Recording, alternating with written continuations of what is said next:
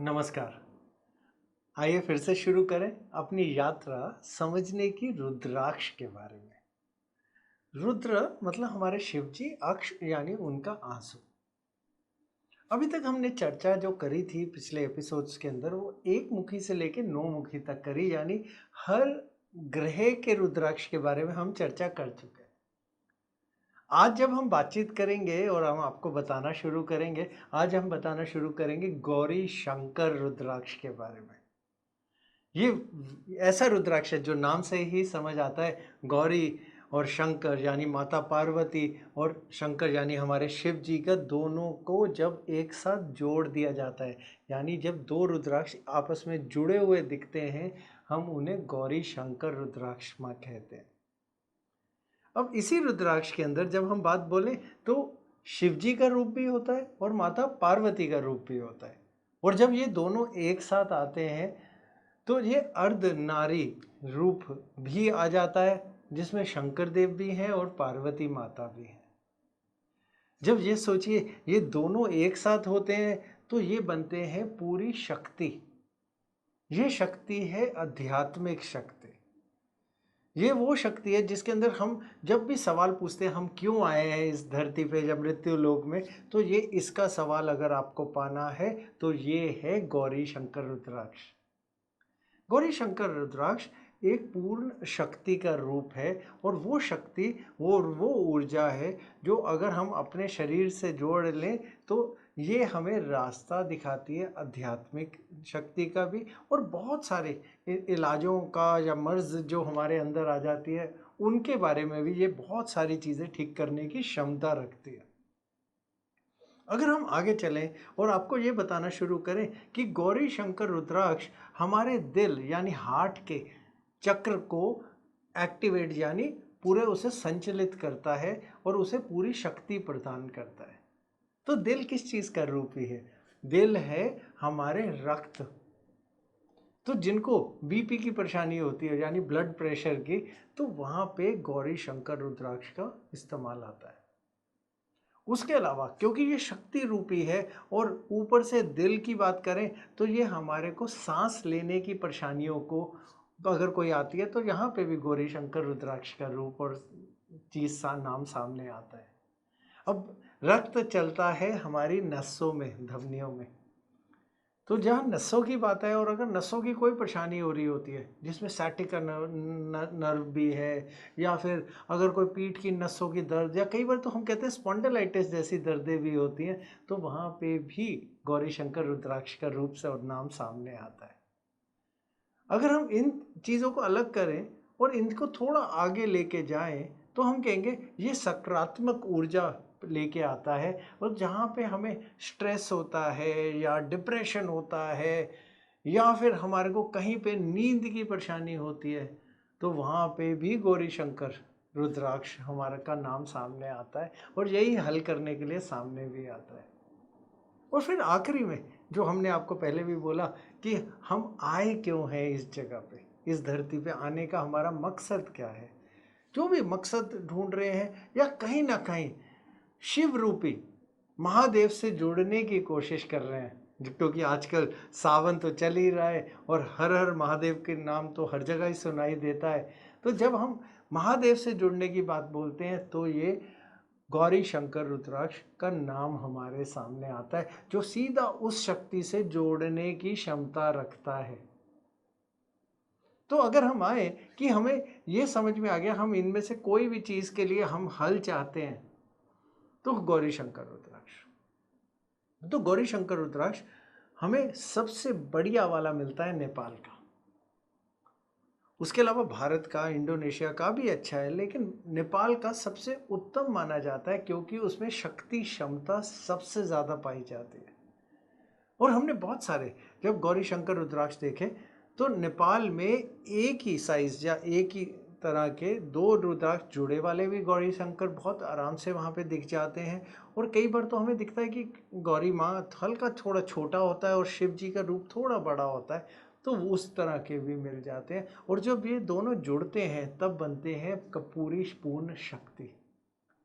तो अगर हम पता कर चुके हैं रुद्राक्ष लेना है तो लेना आपको है पूरा सर्टिफाई वाला, क्योंकि आजकल क्या देखा गया, 2 रुद्राक्ष लेते हैं और उन दोनों को जोड़ देते हैं। कैसे जोड़ते हैं? हल्का सा कट मारते हैं, आपस में जोड़ देते हैं। क्योंकि लकड़ी को जोड़ने के तो आजकल बहुत सारी चीज़ें आ गई कि आप उन्हें कोशिश भी करेंगे तो तोड़ नहीं पाएंगे। लेकिन जब हम एक्सरे करते हैं, जब हम उनका टेस्ट करते हैं, तब पता चलता है कि वो असली में पेड़ से जुड़े हुए आए हैं या फिर किसी ने, इंसान ने जोड़ दिया। तो ध्यान से देख के वो वाले रुद्राक्ष लीजिए जिसका सर्टिफिकेट हो, या जिसकी पूरी मान्यता आपके सामने, प्रमाण पत्र आपके पास हो।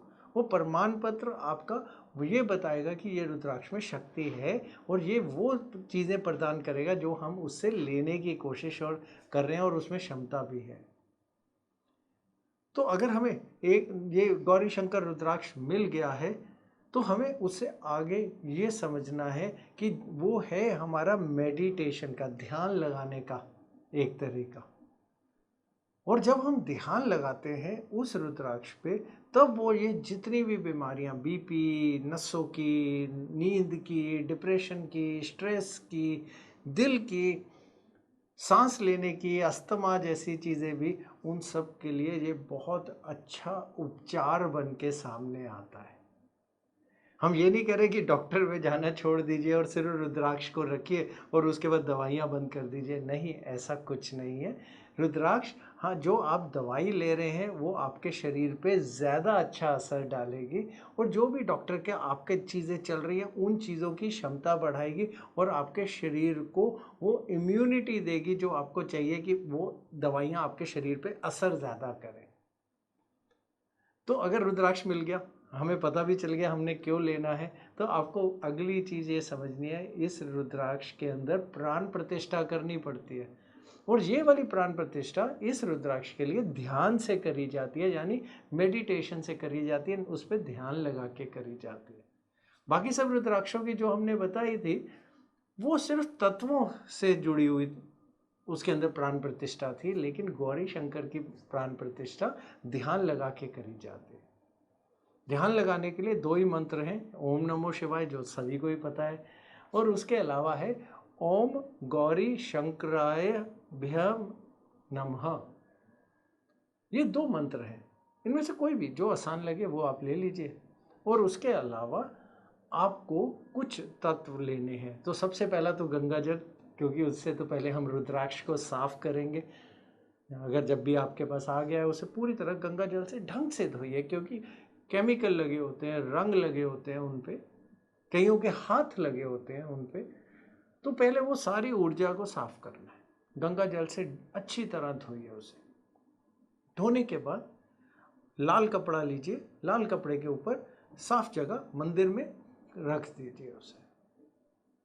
उसके बाद फूल चाहिए आपको थोड़े से, कोई प्रसाद, कोई भी मीठा प्रसाद ले लीजिएगा, और ये फूल चढ़ा के आपने ध्यान लगाना है। यही 2 मंत्रों में से कोई भी एक मंत्र 108 बार पूरा ध्यान लगा के उसी रुद्राक्ष के ऊपर आपने ये मंत्र करना है 108 बार।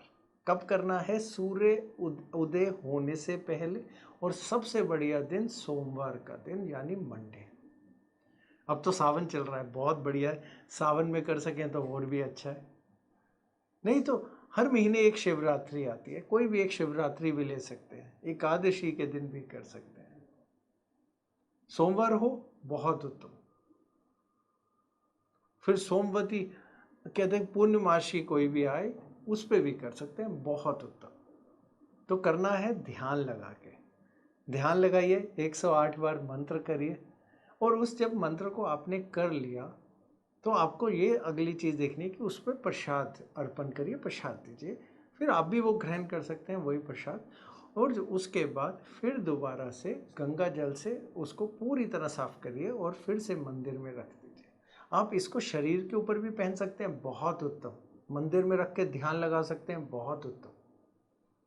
शरीर पे पहनने का तरीका जैसे बाकी रुद्राक्ष का है, इसका भी यही है, कमर के नीचे नहीं पहनना है। दूसरी चीज़, कोई गंदा हाथ इसको नहीं लगाना। जैसे अगर आप नॉनवेज खाते हैं, मांसाहारी हैं, तो उसका हाथ नहीं लगाना। और जब भी टॉयलेट वगैरह में जाएं तो ध्यान रखिएगा गंदे हाथ ना लगें। तो ये थोड़ा-सा ध्यान रखने की चीज़ है इस रुद्राक्ष के लिए, क्योंकि ये शक्ति भी अपनी बहुत जल्दी छोड़ता है अगर हम ध्यान ना रखें। तो फिर वही बात है, अगर जब हमने प्राण प्रतिष्ठा करी तो ध्यान लगाया, और ध्यान नहीं रखा तो इसने अपना पूरी क्षमता खत्म करी। उसके अलावा इसको ऊर्जा देने के लिए जब भी पूजा करें तो कम से कम 8 बारी फिर दोबारा मंत्र का जाप ध्यान लगा के करिए, तो पूजा का हिस्सा बना लीजिए। चाहे पहना हुआ हो तब भी, हाथ में भी पहन सकते हैं, गले में भी पहन सकते हैं, जहाँ ठीक लगे वहाँ पहनिए। लेकिन इस पे ध्यान लगाते रहिए और इसको बार बार ऊर्जा देते रहिए। यही तभी अपनी क्षमता बढ़ाता है वापस आपको ऊर्जा देने की। आसान तरीका है, करके देखिए। जितनी भी परेशानियां हैं, या फिर आपको मकसद चाहिए, या फिर महादेव से अपने आप को जोड़ना है, ये रुद्राक्ष आपका पूरा रास्ता और ज्ञान आपको प्राप्त कराएगा उस चीज़ के लिए। करके देखिए, ये रुद्राक्ष बहुत ही उत्तम और सबसे उत्तम श्रेणी में से एक में माना जाता है। हर हर महादेव। नमस्कार।